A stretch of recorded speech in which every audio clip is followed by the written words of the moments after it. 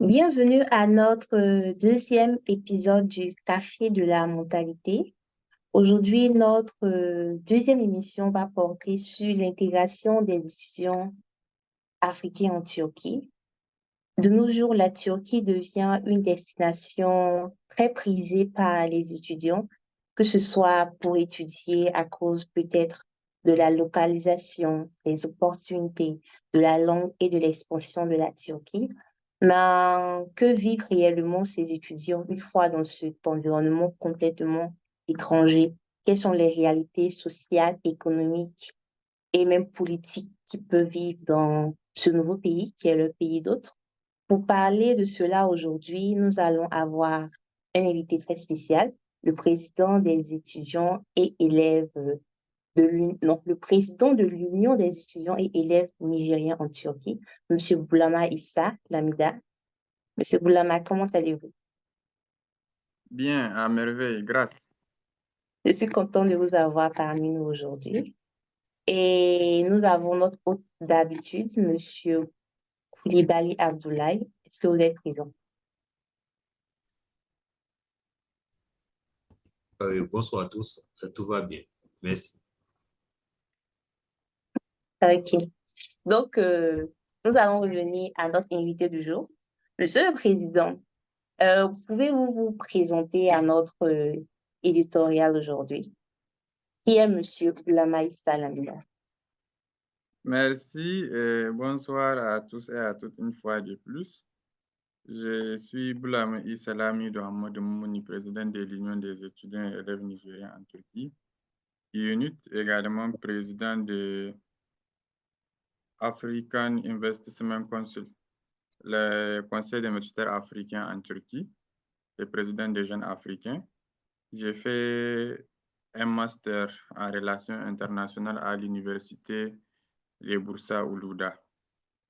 Ça Merci. fait un assez long parcours et vous arrivez à concilier tout ça en étant toujours étudiant en Turquie. Vraiment, Bien c'est sûr, assez impressionnant.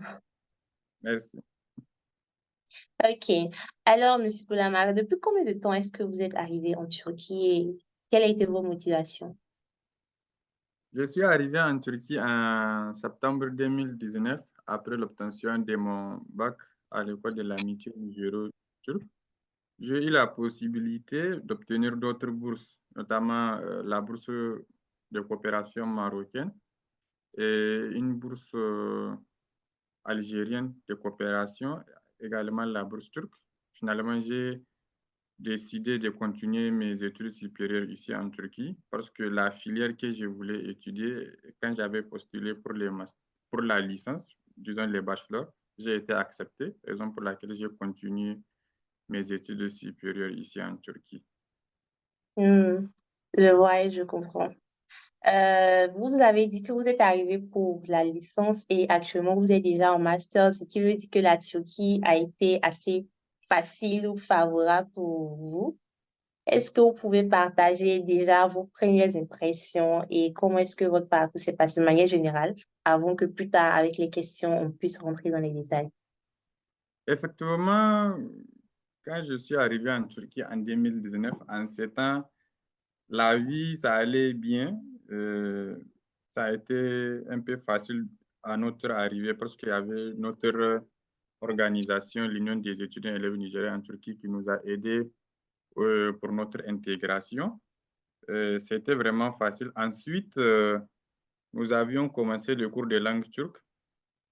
Après le cours de langue turque, 1 ou 2 mois, je pense, le Covid a commencé. Mhm. Avec le Covid, on était obligé de continuer les cours en ligne. En ce temps, j'ai eu la chance de travailler au ministère de la Jeunesse turque à Ankara dans un projet, ce qui m'a permis de perfectionner, si je peux le dire, ma langue turque en ce temps. Ça m'a beaucoup aidé dans l'apprentissage de la langue turque. Nous avions commencé aussi la première année en ligne. Malgré cela, j'ai passé toutes mes matières avec des excellentes notes, malgré que nous avions Félicitations. étudié la langue turque en ligne, malgré que la première année était en ligne, mais pourtant nous avions réussi à passer toutes nos matières sans prendre du temps. Après cela, ça a été vraiment trop facile notre intégration ici en Turquie, ce qui nous a permis de continuer jusqu'à arriver à la fin de notre cursus universitaire pour la licence, disons les bachelors. J'ai aussi terminé deuxième de mon université, ce qui était vraiment Félicitations. facile. Donc, en grosso modo, c'est ce que je peux dire. J'ai aussi obtenu une bourse d'excellence pour les masters, ce qui prouve une fois de plus vraiment notre intégration, si je peux le dire autant, dans la société turque, dans le système éducatif turc.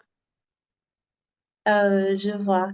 Lors de notre première émission, nous avons reçu le président des étudiants et élèves ivoiriens. Et aujourd'hui, nous recevons le président des élèves et étudiants nigériens. Selon vous, quel est vraiment le rôle que occupent ces associations estudiantines dans l'intégration de ces étudiants nouvellement arrivés pendant leur processus jusqu'à l'obtention de leur diplôme? Et les premiers étudiants africains venus en Turquie, bien sûr, cette émission, je pense, c'est une continuité avec la première émission, l'émission d'aujourd'hui. Peut-être le président l'a souligné, les premiers étudiants qui étaient arrivés à travers la bourse turque, c'était dans les années 2008, 2009-2010, ça a commencé la bourse du gouvernement turc. Ça a été Mhm, officialisé en 2011. Et personnellement, notre organisation UNIT est créée le 13 juillet 2009 à Izmir. Euh, mhm, donc, notre organisation a aujourd'hui 15 ans. Ensuite, il y a eu d'autres nationalités qui ont commencé à venir ici en Turquie. J'ai parlé un peu de l'UNIT, ce qui englobe un peu les autres associations aussi. Nous avions une trentaine d'étudiants au début. Aujourd'hui, nous avons environ 500 étudiants. Ces associations africaines aident surtout les étudiants dans leur processus, dans leur démarche d'inscription à l'université, les titres de séjour, mais aussi leur intégration dans la société turque.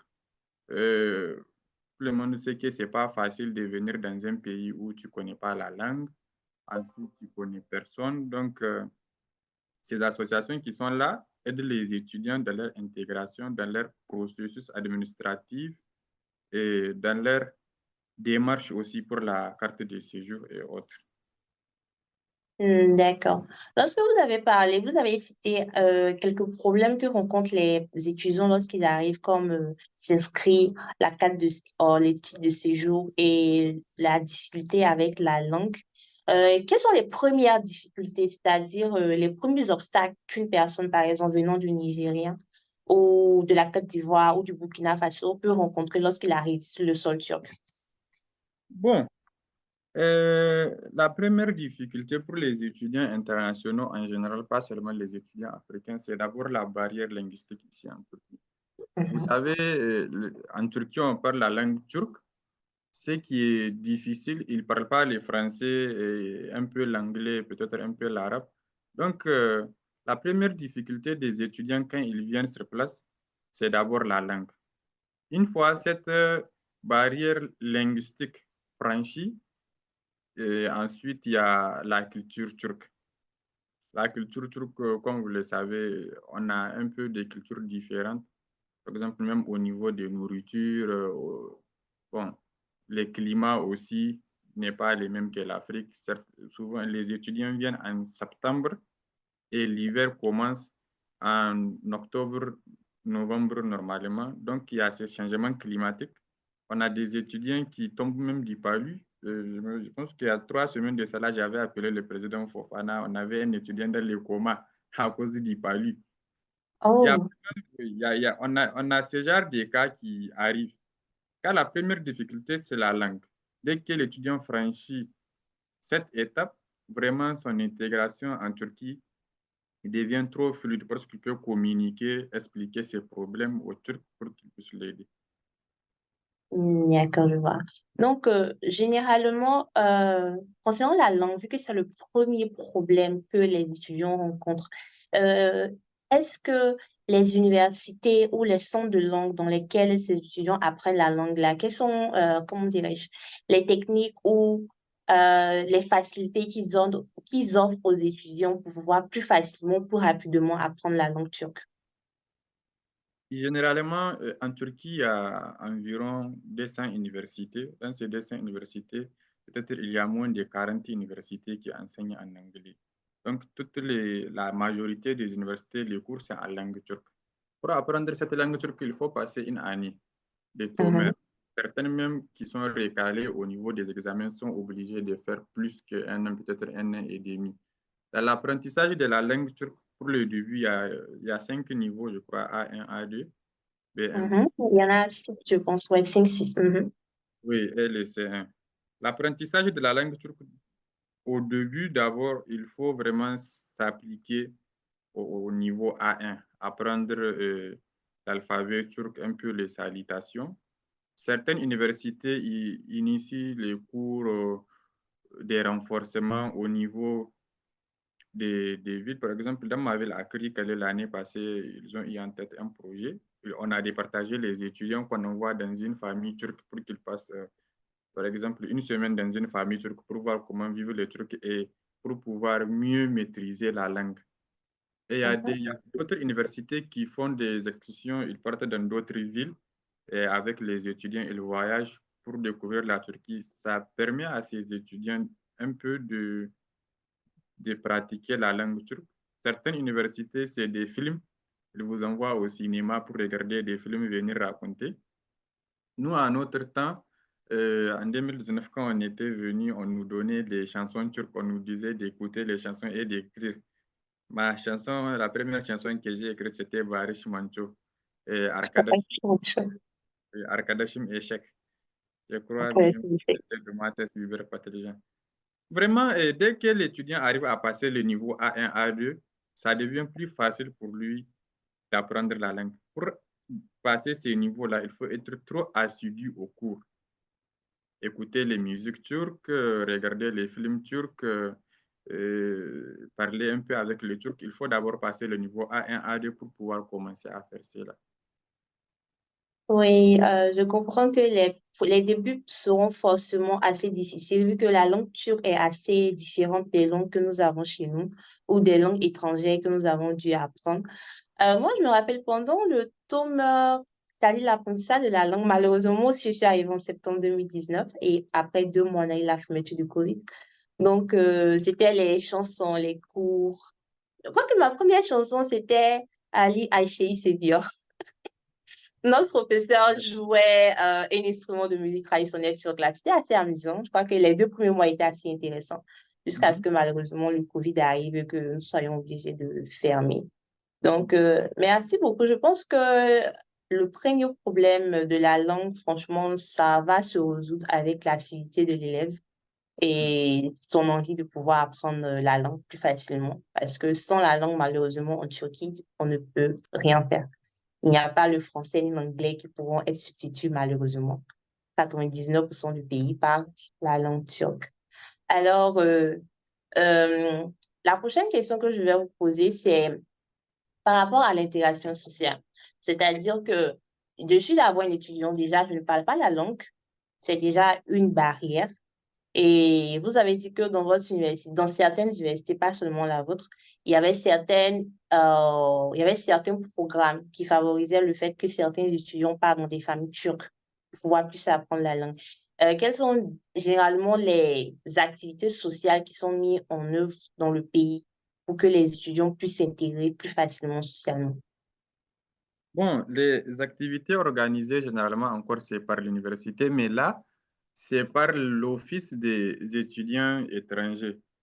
Ces dernières années, il y a un office qui a été créé dans chaque université, et Uluslar Arsi Office International Student, qui prend en charge les processus des étudiants étrangers dans les universités, que ce soit pour leur inscription ou bien pour leur demande de titre de séjour.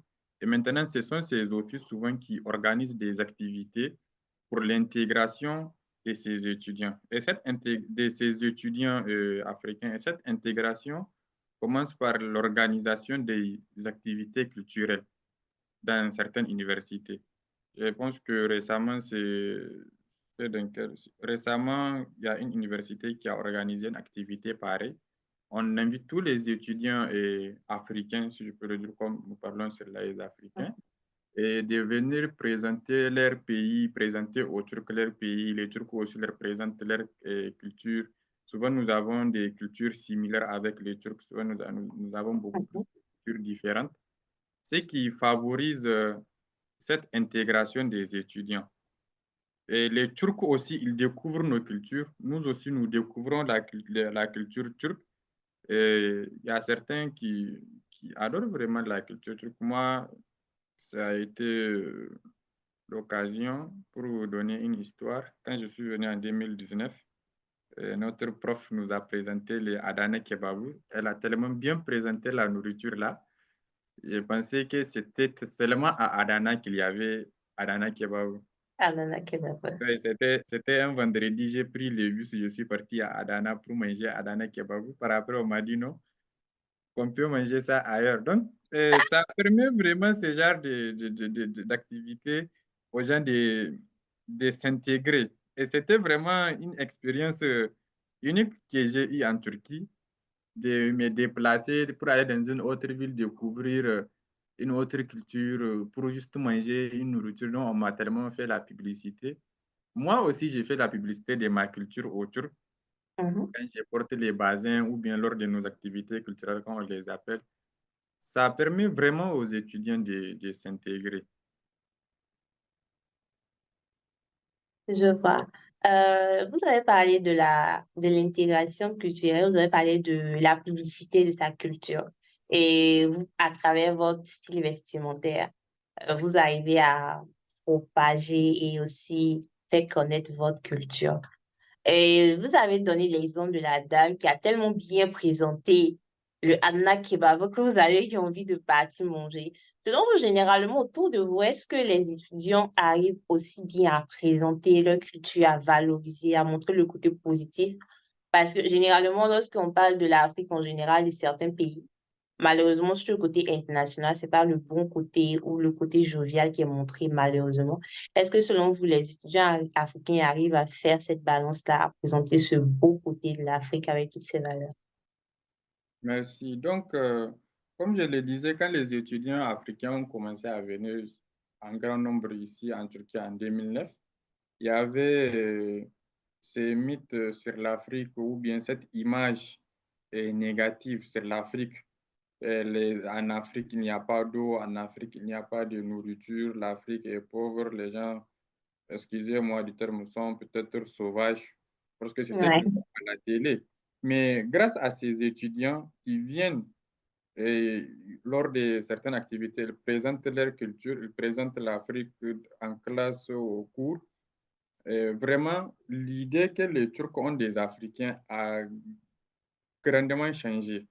Et je pense qu'aujourd'hui, en Turquie, je ne dirais pas tout, mais environ peut-être 80% des Turcs ont une bonne image de l'Afrique. Et cela a été possible grâce à ces étudiants-là qui, lors des activités culturelles, arrivent à présenter leur pays, à présenter leur culture, à montrer la réalité de l'Afrique. Je pense que là, c'est quelque chose de très important. Et nous avons toujours rappelé aux camarades, tout Africain qui est ici en Turquie, il est d'abord, en tout premier lieu, l'ambassadeur de son pays. Ensuite, il se présente lui-même. Parce que quel qu'en soit là où tu vas aller, tout acte négatif que tu vas poser, on va te traiter en tant qu'Africain ou bien en tant que Nigérien, Malien ou Béninois avant qu'on voit ta propre personne. Nous avons toujours rappelé cela aux étudiants et je pense que la plupart des étudiants, si ce n'est pas cette dernière année, ils ont été vraiment des bons ambassadeurs de leur pays. Ils ont très bien présenté la culture de leur pays et la culture africaine. Aujourd'hui, la vision a vraiment changé avec les Turcs. Je pense que c'est quelque chose de très positif et que les étudiants arrivent à bien présenter. Je pense que vous avez totalement raison parce que quand on est au pays, bon, moi, je parle pour moi, tu es juste toi dans ton pays, au fait. Tu ne te préoccupes pas de tout ce qui est image que tu peux véhiculer. Mais une fois que tu arrives dans un pays étranger comme la Turquie et tu te rends compte que tu n'es pas vu en premier, mais c'est là d'où tu viens et précisément. Pour les Africains, je ne sais pas si c'est un avantage, mais ils ne sont jamais présentés tel qu'un pays ou tout. Un seul Africain, ça représente tout un continent. Près de 2 milliards de personnes, ça fait beaucoup. Donc, on peut appeler ça un peu comme une pression ou une fierté, mais c'est quelque chose que dès que tu arrives sur un continent étranger, c'est la première chose qui te frappe. En tant qu'individu, tu représentes tout ce continent. Et je suis contente de savoir que les Africains, de manière générale, arrivent à faire ce pas pour changer cette mauvaise image qui a été malheureusement véhiculée sur l'Afrique en ce qui concerne la faim et la pauvreté, tout cela, ça a été plutôt bien. Alors, une question un peu, euh, un peu directe. Déjà, pour tous ceux qui nous prennent en marche, nous sommes en train de parler de l'intégration des étudiants africains en Turquie. Donc, nous avons comme invité aujourd'hui le président de l'Union des étudiants et élèves nigériens résidant en Turquie. Oui, je vous ai dit, est-ce que vous avez deux petits conseils pour une personne qui vient nouvellement d'arriver en Turquie pour se faire des amis? Parce que tu arrives, tu ne comprends pas la langue et il faut une personne pour pouvoir discuter. Comment est-ce qu'on fait? J'ai entendu deux conseils du côté des garçons, mais bon, je vais voir si ça va sortir. Genre, pour avoir des amis, j'ai pas compris. Oui, franchement, vous se faites des amis, tu viens, tu comprends pas la langue, zéro, tu es en première année de Tomer. On fait comment? Bon, moi, la première année quand je suis venu, j'avais totalement des amis africains au début, mais j'étais dans un yurt. Donc, j'étais obligé de me familiariser avec les coéchambres turcs. Ici, pour avoir des amis turcs, vous voulez dire, ou bien des amis de n'importe quelle nationalité? Les amis de n'importe quel... Bon, les amis turcs, au fait, déjà pour pouvoir parler la langue qui est le premier objectif. Bon, en tout cas, c'est une question trop directe. Oui, justement, j'ai précisé, peut-être que ma connexion s'est coupée, mais j'ai une question assez directe. Moi, en ce qui me concerne, la première année que je suis venu, euh, mes amis étaient mes profs, tels qu'ils Mhm, nous enseignaient la langue turque. On avait un peu le même âge, bien sûr, elles ont eu l'opportunité ici, vous savez, le système éducatif est différent de notre système. Elles arrivent mhm, à un âge un peu plus jeune. Mes amis, donc, c'était mes profs, garçons et filles, qui nous enseignaient la langue turque parce qu'ils étaient des mhm, stagiaires. Donc, on a créé un lien d'amitié avec eux. On sortait ensemble, on partait au café, on faisait un peu les pratiques, même quand on sortait pour jouer au foot et autres. C'est comme ça que je me suis fait des amis turcs. Bon, par après, c'est une question directe, donc une réponse directe. Ici, il faut se faire des amis souvent pour l'intérêt, hein. Ça dépend. ça dépend. Ah oui,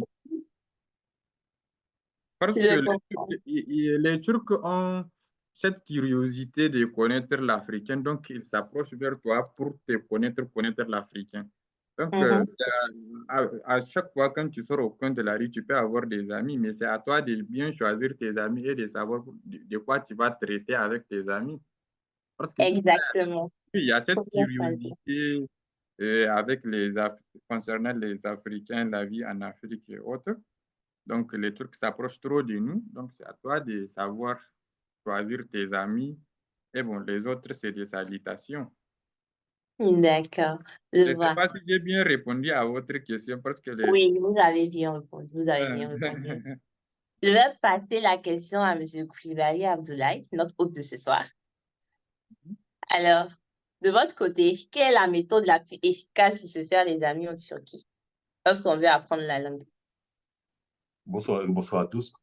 Bon, cette question, je dirais personnellement, c'était le foot. Voilà, parce que les Turcs aiment beaucoup jouer au foot.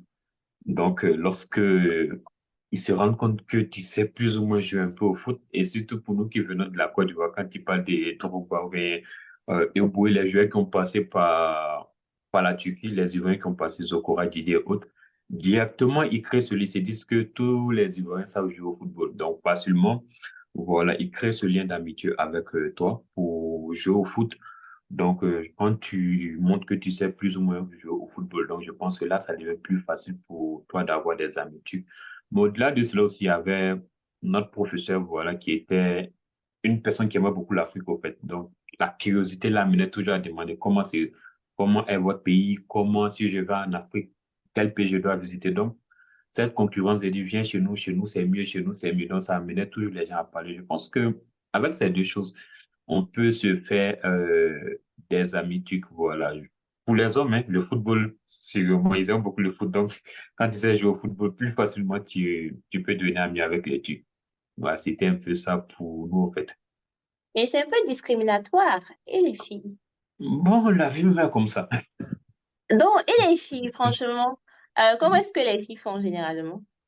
Bon, je pense que pour les filles, je le dirais, je n'ai pas trop d'expérience avec ça. Je C'est dirais, normal, vous voilà. n'êtes pas une fille. Mais je trouve que c'est plus facile aussi avec les filles, hein. Voilà, parce que, en guillemets, même s'il y a ce côté négatif où les Turcs ont vu une facilité sexuelle auprès de nos sœurs, voilà, désolé pour le mot, mais malheureusement, c'est une réalité. Donc, ça fait que parfois, ça dérange au fait. Mais c'est plus facile de se faire des amis en Turquie parce que déjà, ils sont curieux. Voilà, c'est un peuple qui est curieux. Donc, quand ils voient déjà des étrangers, des internationaux, disons, chez eux, ça leur permet de s'approcher de nous et d'essayer plus ou moins de connaître la curiosité. Voilà.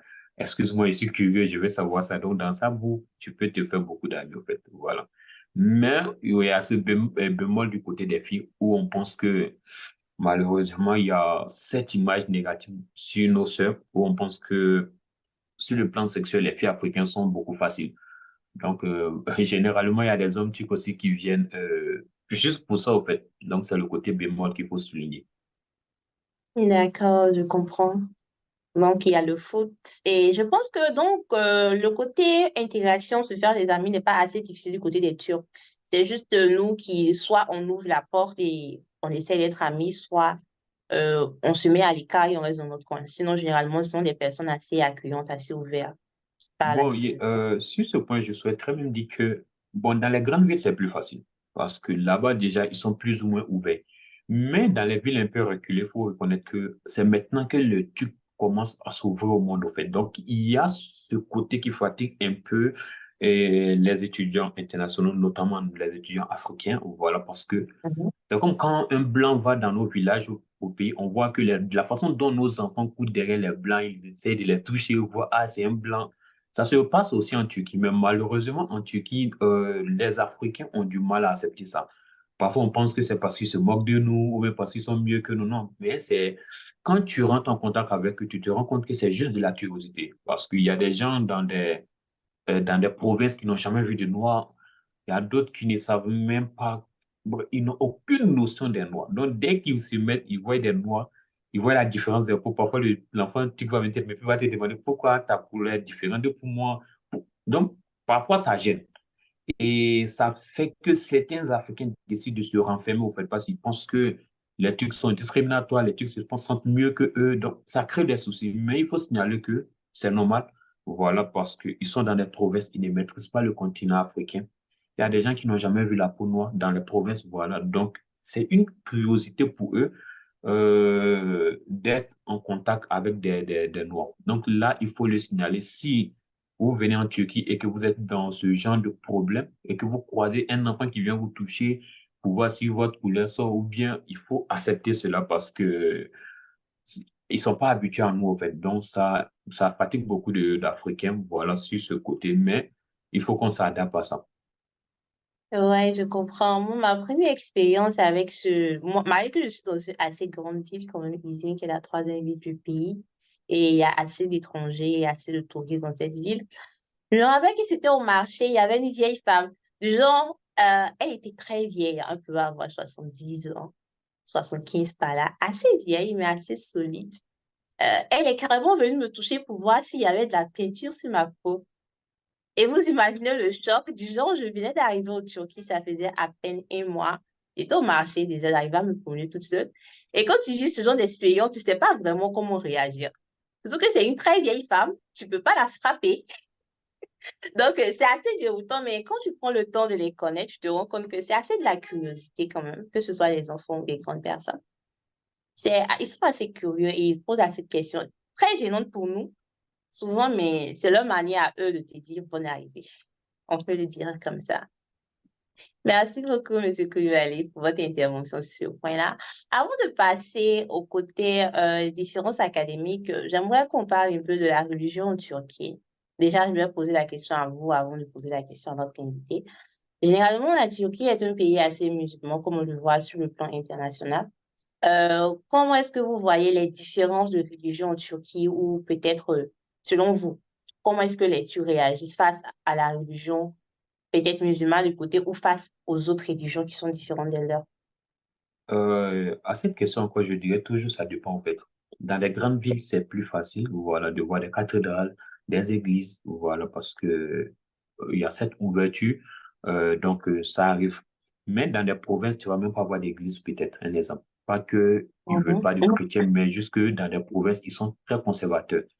Donc là-bas, la quasi-totalité des Turcs de cette ville sont des musulmans. Donc tu vas voir que des mosquées. Ok. Maintenant, il y a des Africains qui arrivent à se mettre en groupe. Ils font leur église de côté, ils essaient d'aller prier ensemble. Voilà. Je pense que dans la plupart des villes, ça ne pose pas de problème au fait. Mais officiellement, tu vas pas avoir d'église. Mais les gens se mettent en communauté pour avoir une église à eux. Et même sur le plan, disons plutôt en islam, vous allez voir que nos pratiques sont un peu différentes parce que ici, il y a cette tendance de Shafi qui est plus, mais alors que chez nous, en Afrique de l'Ouest, c'est le côté malikite qui est beaucoup plus. Donc, quand on arrive parfois, il y a un peu cette différence dans la prière ou bien dans les façons de faire parfois, parce qu'il y a cette différence de tendance qui intervient par rapport à celui que X ou Y suit dans la religion musulmane. Donc, eux ici, ils sont beaucoup plus Shafi, si je ne me trompe pas, c'est ça. Ils sont beaucoup plus sur la trace des Shafi, mais pourtant, nous, de notre côté, c'est beaucoup plus la trace de Malik qui est pratiquée. Donc, il y a un peu ce côté différence. Mais je souhaiterais dire une chose aussi. Les gens, la Turquie, c'est comme les autres pays européens, en fait. Ceux qui sont le christianisme, qui ont le christianisme endémique dans leur tradition, juste pour célébrer les mariages et autres. Donc, ça fait que... Mais en réalité, dans la pratique, c'est pas autant que ça. C'est la même chose en Turquie. Voilà. Je dirais que c'est la même chose en Turquie. Voilà. Ils ont la religion musulmane comme religion dans leur pratique et autres.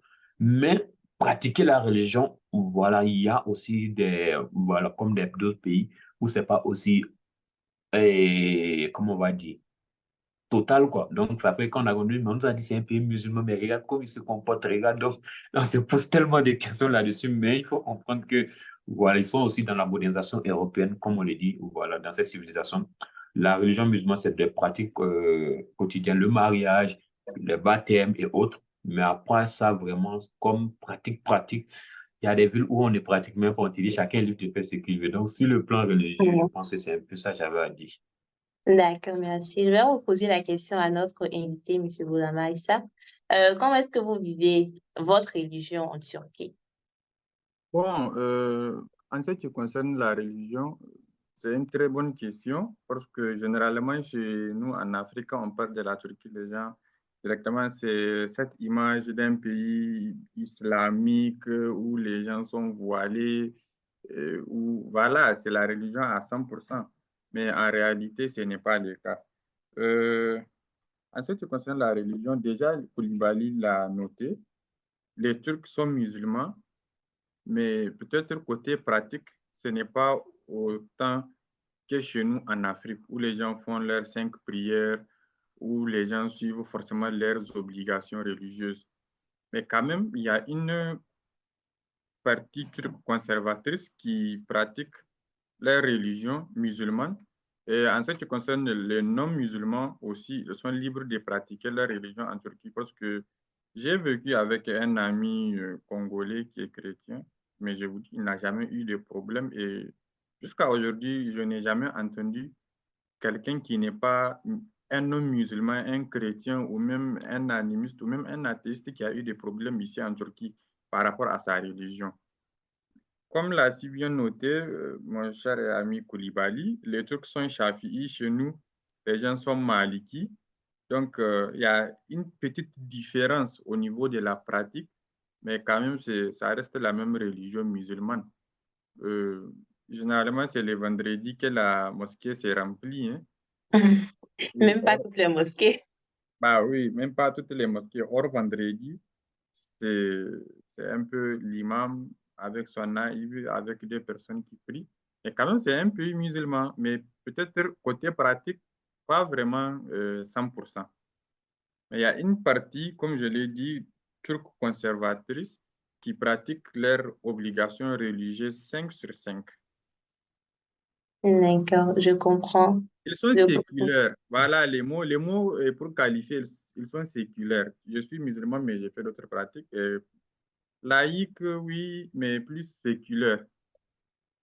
D'accord, je vois. Et je pense qu'il n'y a aucun, je pense côté religion, c'est vrai qu'ils sont généralement musulmans, mais les autres religions n'ont pas de problème. Moi, je suis pas musulmane, mais depuis que je vis en Turquie, je n'ai eu aucun problème avec la religion. Et dans la ville où je suis, tu peux facilement trouver des églises orthodoxes, des églises évangéliques, des églises catholiques. Ma ville est assez grande, donc c'est pas vraiment très bizarre. Souvent, dans un coin de rue, en passant là-bas, tu entends des chrétiens en train de prier. Et c'est pas comme si c'était caché, tu les entends même à 1 kilomètre en train de prier. Ou bien tu vois l'église qui est ouverte ou des témoins de Jéhovah qui sont dans la rue avec leur stand, qui sont en train de parler, pas de manière agressive comme on peut souvent le rencontrer chez nous, excusez-moi, mais tu en vois de tout au fait. Tu vois de tout, de toutes les religions. Donc je pense que le côté religion, ils sont assez tolérants et ils sont pas vraiment des personnes très agressives qui refusent les religions des autres catégoriquement. Donc, je pense que nous avons fait le tour un peu du côté religion. Et si on parlait un peu du système éducatif, est-ce qu'étudier en Turquie est difficile, Monsieur Boudama? Merci. Il faut noter que le système éducatif turc est carrément différent du système éducatif africain. Mhm. Généralement, chez nous, c'est le système LMD, licence, master, doctorat. En Exactement. Turquie, c'est les bachelors, master, doctorat. Les bachelors que nous qualifions de licence, qui n'est pas en fait la licence, mais qui est une maîtrise, qui est un Mhm. diplôme de bac plus 4. Mhm. Voilà. Euh, Comment est le système éducatif ici en Turquie? Les universités, vous savez, c'est en 2 trimestres, les Oui. cours. Et Mhm. il y a les examens, c'est 2 examens, avoir 4 examens pour certaines universités. Il y a des examens qui font que 3, et l'examen est la Mhm. composition finale, et puis les bulletins sessions. Il y a des universités qui font jusqu'à 5. Les visées et un peu des interrogations, l'examen Mhm. final et puis les sessions. Généralement, les étudiants arrivent à surpasser, même si je peux dire ce système éducatif, parce que dès que tu t'appliques, c'est vraiment très facile de passer tes matières. Il y a des Mhm. systèmes de notation et DD, DJ, BB, JB, n'est-ce pas, jusqu'à AA, qui est 4 sur Mhm. 4. Les systèmes, chez nous, c'est 20 sur 20 pour une matière. Ici, en Turquie, c'est 4, en fait. Mhm. C'est Oui, des systèmes exactement. européens sur 4. Donc, moi, récemment, je pense on a eu une étudiante qui était première de sa faculté. Elle avait 3,78 sur 4. Et Mhm. généralement, quand nos amis entendent les mots 4, ils sont habitués avec la notation des 20 sur 20. Ils De se 20 disent, sur 20. comment est-ce que c'est possible de finir l'université avec 4 points? Mais avoir ces 4 points-là, c'est extrêmement difficile de pouvoir même finir avec 2, voire 2,50, voire 3, aller jusqu'à 5. Mais Mhm. on a des étudiants qui ont été excellents dans leur université, qui ont dépassé ces systèmes. Je pense que le système turc est facile. Il suffit de s'appliquer, de réviser ces matières et vous allez voir que le système éducatif, ça sera, c'est trop fluide en fait, parce que tout est clair. Ici, tu peux rencontrer ton professeur les jours ouvrables de la semaine. Tu peux les voir pour lui poser des questions hors classe. Tu peux voir un grand doctorat, aller lui poser des questions. Tu peux avoir des cours de soutien gratuitement. Mhm. L'université vous donne tous les moyens, et souvent financiers, matériaux, pour vous faciliter les choses. Mais chez nous, en Afrique, vous êtes 600 étudiants, vous prenez les mêmes cours, souvent, les professeurs, docteurs qui vous donnent les cours, il vient, il fait 30 minutes, il part. On fait un examen, il faut 6 mois après pour que les résultats tombent. Tu es là, tu as 2 ans à l'université, mais tu es en première année. Ici, il n'y a pas de retard. Moi, depuis que je suis arrivé en Turquie, le retard de chez nous où les étudiants sortent brûlés, punis, ils font grève, les profs. Non, ici en Turquie, c'est depuis les années 80. Il y a eu un coup d'État en 82. Bon, les militaires ont dit ça suffit, hein, et puis c'est fini. Depuis ces années, il n'y a plus de grève. Depuis 1981, il n'y a plus de grève des étudiants pour retarder l'année scolaire. J'ai commencé mon cursus scolaire en 2019. Je devais finir en 2024. J'ai fini en 2024. J'ai sauté un trimestre, même une semaine ici, on ne saute pas. On suit à la lettre le programme qui a été établi. Quand il y a eu le COVID-19, ils ont donné une semaine de congé. En une semaine, ils ont fait communiquer pour que le cours sera en ligne. Dès qu'il y a un petit souci et que les gens ne peuvent pas aller en classe, on fait les cours en ligne. Donc, c'est un système vraiment qui est bien cadré, qui n'a pas de retard. Et je pense que quand la personne s'applique, vraiment, la personne a toutes les chances de réussir. Je vois. C'est vrai que la première chose qui séduit beaucoup en Turquie, c'est le fait qu'il n'y a pas de retard. Nous, chez nous, dans mon université, déjà, lorsque tu es déjà en train de composer pour ton dernier cours de ton année, tu sais exactement quand commence l'année prochaine et quand est-ce que tu auras tes examens. Le programme universitaire, généralement, de l'année suivante sort avant même que l'année précédente ne soit terminée. Et même qu'en Turquie, lorsqu'on a eu le tremblement de terre qui a touché près de 10 à 12 régions de la Turquie, malgré cela, nous n'avons pas eu un retard de plus de 2 semaines. Immédiatement, les cours ont été en ligne. Les étudiants qui avaient des problèmes n'ont pas été obligés de passer à l'école et on a continué le programme et le cursus, le circuit normalement. C'était vraiment impressionnant vu les dégâts qu'il y avait eu en Turquie, les universités qui avaient été détruites. Mais malgré cela, le programme a continué sans problème. Donc, et Monsieur Koulibaly, de votre côté, vous êtes arrivé directement en Turquie au master. Comment est-ce que ça a été chez vous? Une année de Euh, langue déjà, tu commences un circuit master. Comment est-ce que ça a été? bon, pour le niveau master, c'est un peu difficile, voilà, il faut le dire. Pour Mhm, la licence, c'est un peu plus abordable. Mais parce que déjà en Turquie, il faut savoir que l'accent est mis sur la licence parce que la plupart des Turcs ne vont pas jusqu'au niveau master. mhm. Donc, dans le système turc, on met beaucoup l'accent sur la licence. On donne le maximum aux étudiants en licence pour se rassurer que la majorité des étudiants auront un bagage assez lourd pour pouvoir vraiment s'occuper du pays. Donc, ça fait qu'il y a ce côté un peu légèreté qui est au niveau de master. Mais personnellement, moi, je n'ai pas vraiment fait une année de langue. Voilà, donc voilà, j'ai fait un peu comme des kamikazes, quoi. Puisque je suis venu, voilà, j'avais juste 5 mois pour rattraper la rentrée qui allait suivre. Donc, j'ai décidé de faire 5 mois de langue et puis je me suis lancé. C'est vrai que c'était très difficile, voilà, parce qu'il y a cette barrière Moi, de langue. Ouais, c'était très difficile, voilà. Mais c'est un risque que j'ai pris et puis j'ai assumé. Donc, je pense que sur ça, ça m'a un peu fatigué. Mais revenons au système général même pour le master. Je pense que c'est un système très, très intéressant, surtout avec ton professeur qui est disponible. C'est pas comme chez nous au pays où tu dois faire 10 ans derrière ton professeur, ton consultant. Mais ici, les danishments sont déjà ouverts. Donc, voilà. Et les animaux, je précise que ce sont les superviseurs. superviseurs, voilà. Nos superviseurs sont beaucoup ouverts. Voilà, ils sont à la disposition des étudiants. Et eux-mêmes, ils sont pressés pour que l'étudiant finisse avec le master.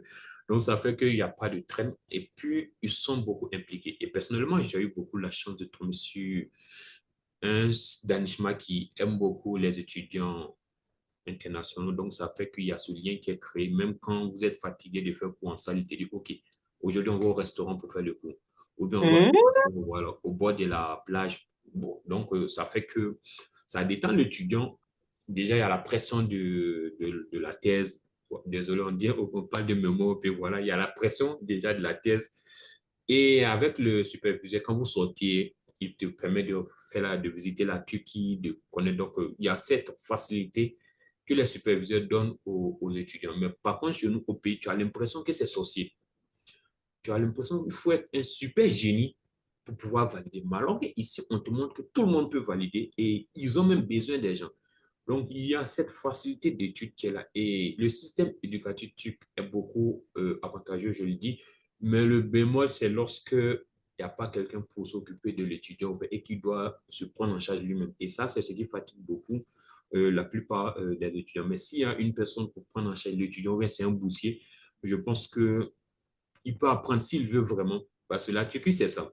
Soit tu veux apprendre, tu apprends. Soit tu veux t'amuser, tu t'amuses. Enfin, il y a toujours tout, quoi. Tout est à l'extrême ici. Donc, je pense Il y que a toutes les voilà. possibilités. C'est aux étudiants même de savoir pourquoi je suis venu, parce que la plupart de nos frères africains viennent sans objectif. C'est ça le véritable problème. Puis ils ont le bourse ou pas, ils sont venus par les parents. Pour la plupart, ils viennent en Turquie juste parce que soit j'ai la bourse, soit mes parents ont de l'argent, ils ne veulent pas que je reste en Afrique. Et quand un étudiant vient avec cette mentalité de dire mes parents ont de l'argent, et il s'adonne à tout au fait. Donc l'étudiant, au lieu de suivre les cours, ne suit pas les cours, ils font des sorties avec des trucs.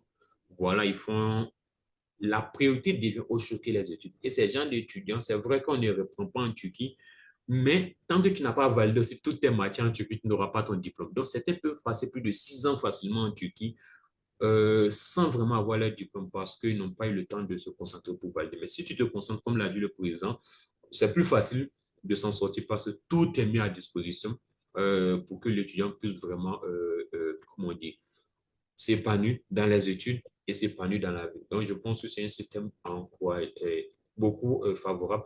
Mais c'est l'étudiant qui doit être un étudiant avec des objectifs pour pouvoir s'en sortir. D'accord. J'ai entendu vos deux expériences, mais à vous écouter, vous et Monsieur Boulama, on a un peu l'impression qu'étudier en Turquie est assez facile. Moi, je me rappelle qu'à mon cours de Tomer, au troisième niveau, moi, je voulais abandonner et retourner chez moi. Je me rappelle très bien. Heureusement que le Covid a fermé les aéroports. Moi, je voulais rentrer chez moi parce que j'étais fatiguée. La langue était assez épuisante. Et on rencontre aussi quelque chose d'assez, pas tout le monde, parce qu'on a assez d'étudiants qui sortent majeurs de leur promotion, premier, deuxième, avec des moyens vraiment, malgré qu'ils sont étudiants étrangers, ils arrivent à surpasser même les locaux. Mais on a aussi assez d'étudiants qui ont des problèmes, qui n'arrivent pas souvent à avoir même les deux de moyenne minimum sur quatre pour pouvoir Si passer. tu me Même si permets, pas. je vais dire que le niveau master, ça arrive, et disons plutôt, la langue, ça arrive à tout le monde. Je me rappelle que moi, j'ai fait deux semaines de dépression quand je suis arrivé pour la première fois. J'ai fait 2 semaines sans sortir. Déjà, je suis tombé dans l'hiver, et donc il faisait extrêmement froid. Je ne m'étais pas préparé à ça. Donc, Mhm. j'ai fait pratiquement 2 semaines dans ma chambre, sans sortir, sans rien du tout, en fait. Et j'ai plongé dans une dépression pas possible parce que je me disais, mais attends, pourquoi je suis venu ici, en fait, avec l'hiver? En fait, les gens ne me comprenaient pas, je ne comprenais personne. Et j'étais dans un youth où j'étais le seul qui parlait le Le français. you te précise que ce sont les dortoirs. Ouais, donc, ouais, j'étais le seul qui parlait le français et j'étais le seul de l'Afrique de l'Ouest. En fait, il n'y avait que des Africains de l'Est et des Turcs. Donc, et j'étais carrément hors circuit. Même si je voulais, j'avais besoin de l'eau, je ne savais pas comment m'exprimer. Donc, après, je me suis dit, mais attends, pourquoi ne pas retourner au pays? Mais quand j'ai commencé à aller à l'université, voilà, quand j'ai commencé, j'ai surmonté les 2 semaines de fraîcheur. Quand j'ai commencé à mettre pied à l'université, ça a commencé à aller au fait. J'ai vu mon professeur qui était beaucoup ouvert, qui comprenait les difficultés que je traversais, qui m'encourageait. Mais sur le point intégration de langue, oui, tout le monde traverse cette période. Mais pour le plan éducatif, le système éducatif de la Turquie est beaucoup favorable. Je le dis bien, surtout le niveau master, sauf si un étudiant n'est pas venu pour les études, parce que la plupart de nous ne venons pas pour les études. Il faut déjà signaler cela, compte tenu des agences. On dit, si tu viens en Turquie, tu peux travailler, tu peux faire ça, alors que le système éducatif turc ne permet pas à un étudiant de la licence de travailler. Donc, quand Ouais, je l'étudiant vient, vois. voilà, pour chercher de l'argent, pour se chercher, comme on le dit au pays, il ne peut pas s'en sortir parce que le système ne te permet pas d'aller travailler et de faire les études. Donc, soit tu abandonnes, soit tu fais les études. Mais si tu veux faire les deux à la fois, il faut être super intelligent, il faut être super courageux. Donc, la plupart des gens qui n'arrivent pas à suivre cette tendance, forcément, ne pourront pas avoir la main. Pour celui qui est venu pour les études, généralement, il s'en sort facilement. Bon, je parle du master parce que c'est le master que je ne connais pas trop Oui, de licence. exactement, pour le master. Et le Donc, on master, va c'est voir facile. Monsieur Boulama qui va nous parler un peu de la licence. Il y a assez d'étudiants qui sont obligés de faire 5 années, 6 années, souvent parce qu'ils se plaignent du problème de compréhension. Ils ont du mal avec le professeur. Ils n'arrivent pas à comprendre. Se faire des amis est difficile. Prendre les notes en classe parce que c'est pas généralement 99% des professeurs vont donner tout ce qu'il faut à l'étudiant, mais il y a toujours des professeurs qui vont souvent vouloir garder les notes de cours et ils vont pas vouloir partager. Ça, c'est généralement les étudiants de licence. Alors, Monsieur Boulama, est-ce que vous avez déjà rencontré ce genre d'étudiants qui ont ce genre de difficultés-là? Et généralement, comment est-ce qu'ils font pour s'en sortir? Surtout que Bon, la licence, c'est quand même 4 ans, c'est beaucoup. c'est vrai que les études au niveau de la licence est un peu plus difficile que les niveaux master ou bien les niveaux doctorat. Comme l'a dit mon ami Abdallah Koulibaly, les masters est trop facile. C'est Facile. trop facile de faire les masters, mais la licence, il faut être courageux parce que la première année, à cette barrière linguistique déjà, on a fini l'étude de langue turque, on a commencé la première année, on vient, on ne sait pas comment s'exprimer avec le turc, avec ses professeurs. Mm. Un étudiant de licence qui va oser dire que moi, je vais étudier et travailler en même temps, déjà, c'est fini pour ses études. Parce que le système même ne te permet pas de travailler et d'étudier en même temps. C'est soit tu vas travailler, soit tu vas étudier. Et les études, ceux qui viennent ici, qui ont été sérieux vraiment, qui sont là pour les études, ils ont réussi. Jusqu'à preuve du contraire, moi, je pas. Les cas qu'on a eu, généralement, des étudiants qui sont dans des difficultés, c'est des étudiants qui sont venus pour étudier, mais qui se mettent dans d'autres activités parallèles en même temps. Je pars travailler aujourd'hui, demain, je pars étudier. Ça ne marche pas ici à l'école. Les niveaux licence, maîtrise, ça fait, moi, j'ai fait 4 ans automatiquement. Certes, j'ai fait d'autres activités parallèles, mais comme l'a dit Koulibaly, il faut être super fort parce qu'il y a les cours, il y a les notes. Quand tu ne viens pas ici, on ne te donne pas les notes de cours. Les Turcs aussi, il y a cette concurrence avec les Turcs qui ne vont pas te donner leurs notes. Même entre les Africains, il y a une concurrence. Ça, c'est depuis l'Afrique. Hein. On a importé ça ici. Donc, c'est vraiment difficile de travailler et d'étudier en même temps. C'est même pas facile, d'ailleurs. Il faudrait être super crack ou bien à l'examen, trouver un moyen pas catholique pour passer ces matières, c'est de tricher. Ici, quand on t'attrape en train de tricher, c'est mort. On te donne une année de blâme. Donc, tu vas perdre un an. Il y a cette circonstance. Mais sinon, vraiment, les étudiants qui sont venus, qui ont été focus sur leurs études, ils ont tous réussi. On a eu des premiers de l'université, premiers des facultés, premiers des filières. Donc, je ne vois pas pourquoi, si eux, ils ont réussi, pourquoi les autres ne vont pas réussir. Il suffit de se mettre en tête que c'est possible et puis les gens vont réussir. Et je vois, je comprends. Le système de turc est assez différent en Côte d'Ivoire. Je ne sais pas si vous au Niger, c'est pareil. Tu as une obligation d'être en cours tout le temps, aux heures de cours. Et il y a une liste d'absents qui est prise à chaque fois.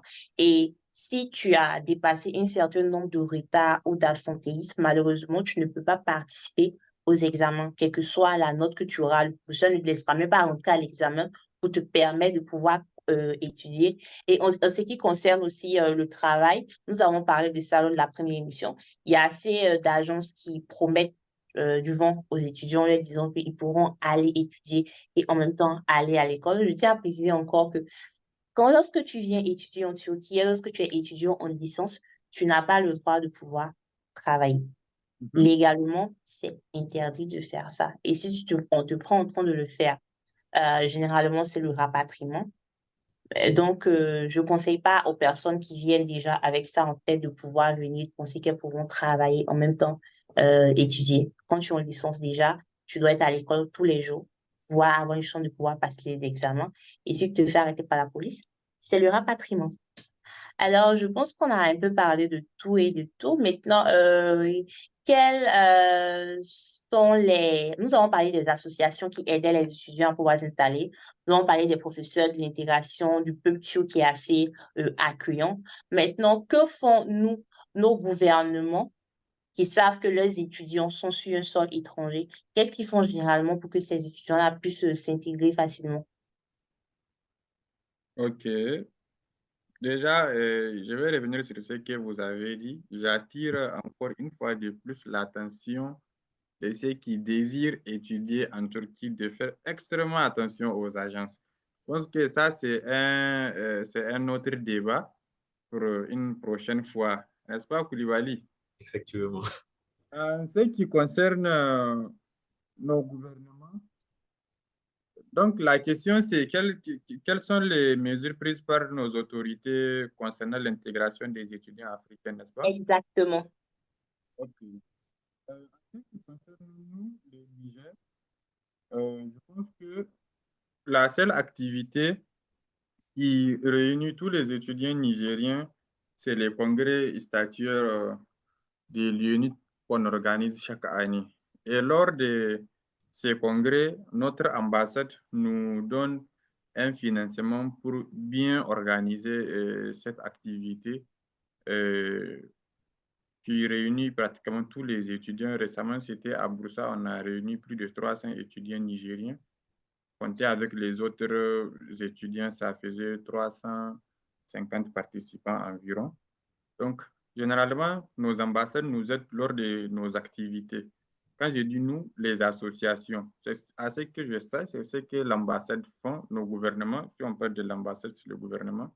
Ils aident les associations lors de leurs activités qu'ils organisent financièrement ou bien matériellement pour la réussite de ces activités, parce qu'ils savent que ces activités est la seule opportunité pour les ressortissants des pays X de se rencontrer ici en Turquie, de se voir, de se parler entre eux. Ensuite de cela, dans certaines ambassades, on a des attachés académiques. Nous, notre ambassade, depuis la création, nous avons un attaché académique avec qui nous travaillons strictement pour les problèmes de nos étudiants, pour leur intégration en Turquie et autres. Donc, certaines ambassades n'ont pas des attachés académiques, mais quand même, à l'ambassade du Niger, nous avons un attaché académique. Dès qu'il y a un problème concernant un étudiant, on l'appelle et Excellence prend en charge l'affaire pour mieux résoudre les problèmes de nos camarades ici en Turquie. C'est D'accord. oui, c'est l'une des mesures prises, en tout cas par le gouvernement nigérien, avoir un attaché académique. Ensuite, ces dernières années, vous savez, il y a une forte arrestation des étudiants, je ne dirais pas des étudiants, mais des étrangers en Turquie, une politique un peu dure sur la question migratoire. À ce que je sache aussi, nos gouvernements, donc nos ambassades, ont tenu à faire certaines réunions avec les autorités turques pour un peu voir dans quelle manière on va remédier à ces problèmes. Je pense que ça fait une année, ça va, on n'a pas eu beaucoup de soucis par rapport à la question des titres de séjour. En ce qui concerne les étudiants, je précise bien les étudiants. Maintenant, en ce qui concerne ceux qui viennent avec les visas touristiques, ils tombent dans des situations d'irrégularité, ça aussi, c'est un autre cas. Je pense que nos ambassades font de leur mieux malgré les maigres moyens, je l'ai dit, hein, mis à leur disposition pour aider leurs concitoyens. Et je pense que l'une des les ambassades qui sont les plus actives, si je peux le dire, qui sont là vraiment, on sent leur présence. Il y a le Sénégal, l'ambassadeur du Sénégal, il y a l'ambassadeur de la Côte d'Ivoire, il y a aussi l'ambassadeur du Mali, un peu les ambassadeurs des pays du Sahel, un peu de l'Afrique de l'Ouest. Vraiment, ce sont des ambassadeurs qui mettent tout en œuvre pour faciliter l'intégration des étudiants africains, des étudiants de leurs ressortissants, mais aussi pour résoudre au mieux les problèmes auxquels ils font face. D'accord, merci. Donc, je vois que nos ambassades sont vraiment impliquées dans le problème des étudiants et qu'est-ce qu'elles peuvent faire généralement pour faciliter la vie aux étudiants de manière générale. Nous tournons bientôt vers la fin de notre deuxième épisode. J'ai une question pour vous. Supposons que je suis un étudiant qui veut venir en Turquie. Et comme vous avez dit, pour être en Turquie, il faut être focus sur son objectif. Quels sont les conseils de préparation mentale que vous pouvez donner à cet étudiant-là avant qu'il arrive sur le territoire turc? Bon, je pense que les conseils ont déjà été donnés dès le début. Mhm. Il faut être mentalement fort et il faut être très bien préparé côté financier. Parce que L'argent, oui, l'argent, c'est très important. C'est extrêmement important l'argent. le Parce que nerf de quand la vous guerre. allez, oui, quand vous allez venir au début, vous aurez besoin d'argent pour vous inscrire et pour vos titres de séjour, pour les logements. Et ce qui est important maintenant, quand un étudiant vient au titre privé, quand l'université ouvre les systèmes pour les paiements de l'école, quand l'étudiant ne paye pas, l'université coupe son certificat d'étudiant. Elle change ça de statut actif à un statut passif. Et dès que c'est un statut passif, on coupe le titre de séjour de l'étudiant pendant 10 jours s'il ne paye pas. Donc, cette question d'argent est extrêmement importante. Il faut être très bien préparé. Ensuite, il y a un conseil très crucial que je peux donner à ceux qui veulent venir, c'est d'avoir un bon entourage. Parce que vous allez venir loin de vos parents, il n'y a personne qui va vous dire faites ceci, ne faites pas cela. Et quand la personne se trouve Exactement. oui, dans cette liberté de faire tout ce qu'il veut, on a des étudiants malheureusement qui tombent un peu dans la drogue, certaines qui tombent dans beaucoup de choses. C'est dommage de voir ces étudiants qui sont venus pour les études, mais qui retournent au pays, souvent enchaînés, souvent, c'est pas malade. C'est vraiment dommage. Donc, il faut vraiment être focus sur ces objectifs. Et à certaines, ils viennent un peu souvent pour la curiosité de voir les jeunes filles blanches. Celles-là, tous, ils ne réussissent pas, malheureusement. Bah oui, ici, tu viens pour les études, tu te concentres pour les études. Si tu viens pour autre chose, bah, tu prends un autre visa touristique, tu viens, tu fais ton tourisme, tu retournes. Et malheureusement, ces dernières années, on commence à avoir une image négative d'Africains, comme l'a dit Koulibaly, sur la question des sexualités ici en Turquie. Désolé de le dire, mais c'est la vérité. Des gens qui s'adonnent à certaines pratiques. Vraiment, je conseille à mes frères de faire très attention. Et ce n'est pas comme si les maladies n'existaient pas. Il y a des maladies, il y a des risques.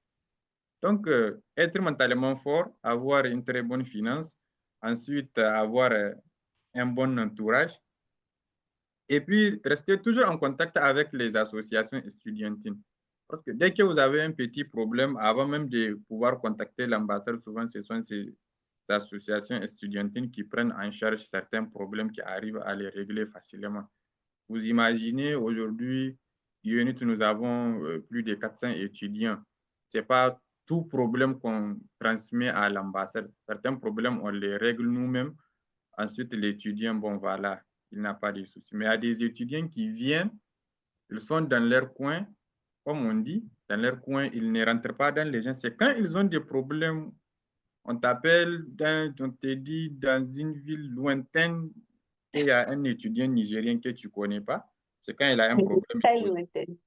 Oui, dès que son problème est résolu, il disparaît. Et souvent, on a du mal vraiment à recenser même nos membres qui sont là. Donc, c'est très important d'être en contact avec les associations étudiantiles. Je pense que ce Je, sont les quatre principaux conseils et de rester régulièrement en contact avec la famille. Parce que, ouais, je vois. La bah oui, famille, les amis, l'entourage. bien sûr, et surtout pour les filles. Parce qu'il faut faire ici la différence, désolé, mais c'est comme ça entre les étudiants garçons et les étudiantes filles. Ce n'est pas la même réalité pour les filles. Généralement, moi, en ce qui concerne les Nigériens, on n'a pas de problème avec nos étudiantes filles. Généralement, les problèmes viennent avec les garçons parce qu'ils s'adonnent à cette liberté à faire tout. Alors qu'une fille, elle ne peut pas s'adonner à certaines pratiques jusqu'à aller avoir des problèmes. Je vois. Merci beaucoup pour ce côté-là. Alors, Monsieur Koulibaly, vous qui êtes formateur en mentalité, quels sont les conseils pragmatiques que vous donnez à cet étudiant-là? Bon, la première des choses, c'est qu'il faut savoir que nous ne sommes pas chez nous. Donc, voilà, c'est une chose qui fatigue beaucoup de nos frères qui veulent reproduire la même chose que les Turcs. Ça, c'est déjà une erreur à ne pas commettre. Nous ne sommes pas chez nous. Donc, un Turc peut se permettre de faire quelque chose que nous n'avons pas le droit. Mais quand c'est le cas, nos frères crient au racisme. Non, c'est parce qu'ils sont racistes. Non, ils sont chez eux, on n'est pas chez nous. Donc, il y a déjà ce point qu'il faut signaler pour dire quand nous venons dans un pays qui n'est pas la nôtre, le nôtre, disons plutôt, à nous de nous concentrer et de savoir que nous n'avons pas droit à tout. Il y a des limites et nous sommes étudiants. Nous avons un visa étudiant. Et déjà, quand tu as un visa étudiant, tu dois respecter les règles du pays. Et si ce n'est pas le cas, on peut vraiment se mettre dans des difficultés. Le deuxième point, c'est de venir avec des objectifs clairs, au fait. Lorsque nous quittons le pays, nous devons avoir des objectifs, savoir pourquoi nous quittons la famille et qu'est-ce que nous allons chercher dans un autre pays. Et au-delà de ça, je souhaiterais attirer l'attention de tout un chacun, c'est que, comme on le voit partout actuellement au monde, il y a la montée de l'extrême droite qui se fait ressentir en Turquie aussi. Ça, c'est une réalité. Et ça fait que il y a des villes qui sont vraiment dans des difficultés. Alors là, nous disons à nos frères, il ne faut jamais être seul. Il faut toujours être en communauté. Comme je le dis toujours aux gens de ma ville, même si tu étais le président, l'enfant du président de votre pays, quand tu viens en Turquie, tu es forcément faible. Donc, il faut notre force en nous, c'est notre communauté. Donc, lorsque nous arrivons en Turquie, la première des choses à faire, c'est de rentrer en contact avec notre communauté estudiantine, savoir comment marcher, qu'est-ce qu'il faut faire quand il y a des difficultés. Et parce qu'il y a une chose qu'il faut remarquer, c'est que nos ambassades ne maîtrisent pas les réalités de la Turquie. Voilà, ce sont des diplomates qui ont des consignes bien déterminées, qui ont des limites. Mais nous qui sommes étudiants, c'est nous qui sommes dans la vie, c'est nous qui connaissons les réalités de la vie. Donc, il est important, en tant qu'un nouveau étudiant, de se mettre en contact avec la communauté qui va beaucoup nous conseiller, qui va beaucoup nous donner des informations. Il y a des choses tellement banales, faciles, qui deviennent des choses coûteuses pour des étudiants qui n'ont aucune information. Mais si nous sommes en communauté, je pense qu'il y a des responsables dans tous ces domaines qui peuvent nous accompagner. Donc, moi, je mets l'accent sur la vie de communauté. Aucun étudiant ne doit rester seul dans son coin pensant qu'il se suffit, ses parents lui donnent de l'argent. On a vu de nos frères qui sont tombés malades dans leur chambre, il n'y avait personne pour les aider. C'est à la dernière minute, on se rend compte que telle personne est malade. Étant donné qu'elle était en contact avec personne, on ne s'est pas rendu compte qu'elle était malade. Il y a des personnes qui ont subi des arrestations.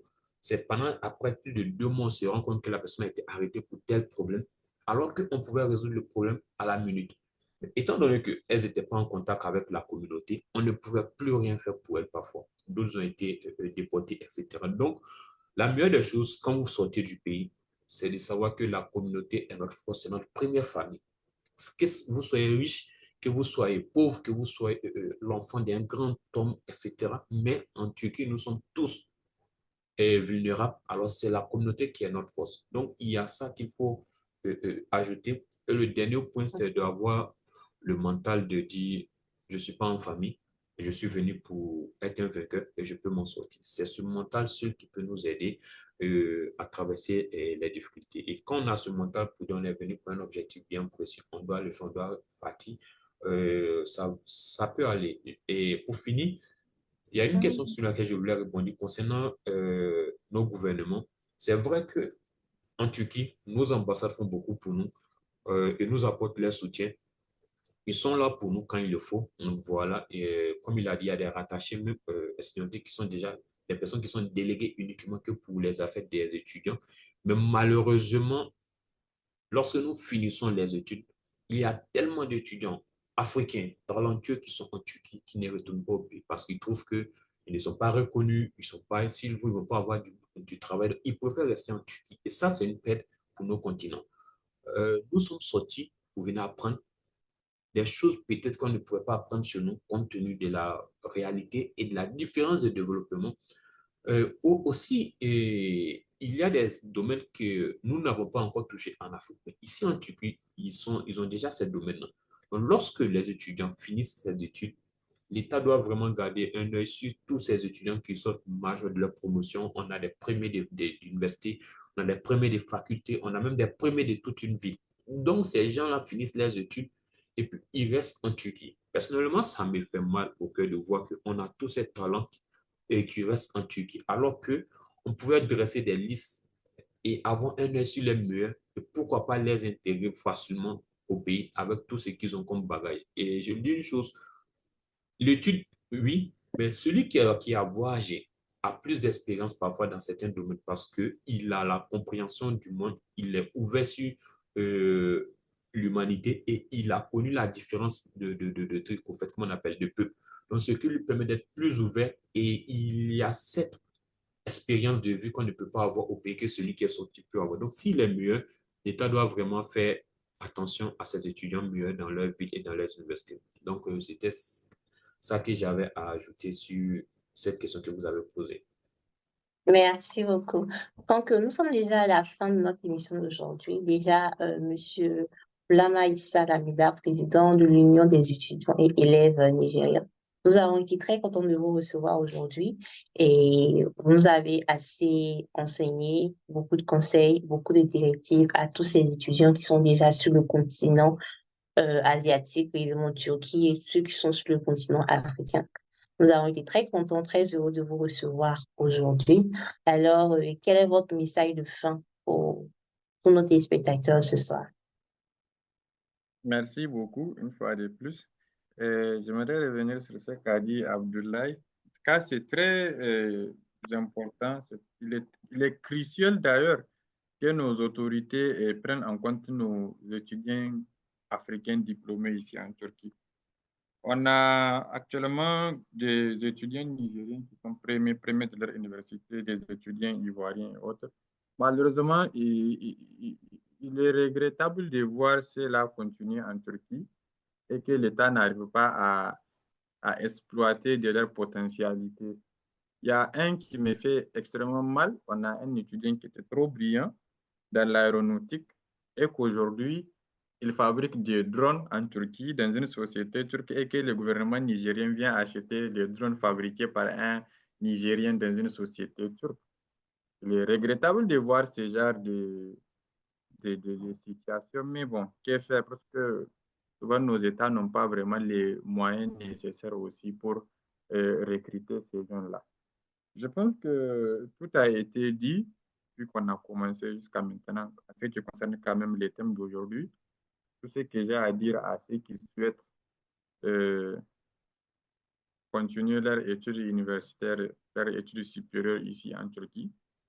Vraiment, les 4 points nécessaires que j'avais cités, d'être mentalement fort, d'avoir un bon financement, d'être en contact avec les associations estudiantines, ensuite avoir un bon environnement. Et un cinquième point, si je peux l'ajouter, être l'ambassadeur de son pays, parce que c'est ce qui est encore plus important. Tout a été dit depuis qu'on a commencé notre interview, notre live jusqu'à maintenant. Donc, je souhaite bonne chance à ceux qui désirent continuer leur études ici en Turquie. Certes, ce n'est pas seulement en Turquie. Partout, la vie n'est pas facile quand tu n'es pas chez toi parce que tu es chez quelqu'un d'autre. Donc, c'est à toi de savoir comment t'adapter pour vivre une vie saine, ensuite finir. C'est pourquoi tu es venu, ensuite retourner au pays. Merci beaucoup, Monsieur Boulamaïssa. Je rappelle que notre thème d'aujourd'hui était l'intégration des étudiants africains en Turquie. Alors, je vais donner la parole de fin à notre hôte, Monsieur Koulibaly Abdoulaye, qui va fermer la session de ce soir. C'était vraiment un plaisir pour nous d'être en compagnie de notre président, voilà, qui est toujours disponible pour les étudiants africains. Voilà. Il ne se concentre pas uniquement que sur les étudiants de son pays, mais il est là pour tous les étudiants africains. Et ça, c'est à féliciter. Voilà. Déjà, on a même eu un frère ivoirien qui était malade à cause du paludisme. Voilà. Donc, il était là pour l'assister. C'est pas du non, c'est pas un membre de la famille, n'est pas de notre pays, mais il a vu en lui un Africain et il a apporté son soutien. Et là, j'aimerais tirer l'attention des Africains parce que parfois, les extrémistes turcs, quand ils parlent, ils sabotent parfois l'Afrique. Et quand ils sentent que tu es une invité, ils demandent tu es de quel pays. Par exemple, quand tu dis je suis de la Côte d'Ivoire, ils disent non, je ne parle pas de la Côte d'Ivoire. Vous êtes bon, je parle des autres pays africains. Et là, toi, tu te sens content, tu dis ah, c'est pas la Côte d'Ivoire. Mais ils ont compris que déjà à la base, nous les Africains, nous sommes divisés. Et ça, c'est dommage et c'est malheureux de voir que un peuple qui vient de connaître à peine les Africains se rend compte que nous sommes divisés au point où quand ils insultent le continent, quand tu veux réagir, ils te disent non, c'est pas toi ton pays, c'est les autres pays. Ou bien c'est pas vous, c'est d'autres. Déjà, ça montre qu'ils ont compris que pour nous manipuler, il faut montrer que tu aimes tel pays et détester les autres pays. Il y a ce côté qu'il faut vraiment faire attention. C'est vrai que nous représentons notre pays individuellement, mais nous représentons le continent africain. Nous sommes africains et nous devons toujours présenter avec fierté ce continent. Voilà, on n'a pas décidé de naître en Afrique, nous sommes nés africains et ça, c'est une fierté pour nous. Donc, quand nous sortons du continent africain, nous devons être les ambassadeurs de notre pays d'abord, voilà, parce que tout commence. On va dire de la famille, nous sommes les ambassadeurs de notre famille d'abord, ensuite de notre pays et après du continent africain. Nous devons nous sentir fiers de voir que quand un Africain réussit, c'est pour l'Afrique. Quand un Africain paie, c'est l'Afrique qui paie. Donc, cette mentalité doit vraiment animer tous les étudiants africains en Turquie pour que nous donnons cette image positive parce que c'est malheureux et je pense que ça sera notre prochain thème. Les ONG en Afrique, turcs en Afrique qui pensent, qui viennent dire, voilà, j'ai une fois été je vais faire une anticipation dans une mosquée où ils ont dit que l'Africain, on n'arrive pas à manger, on n'a pas de la viande.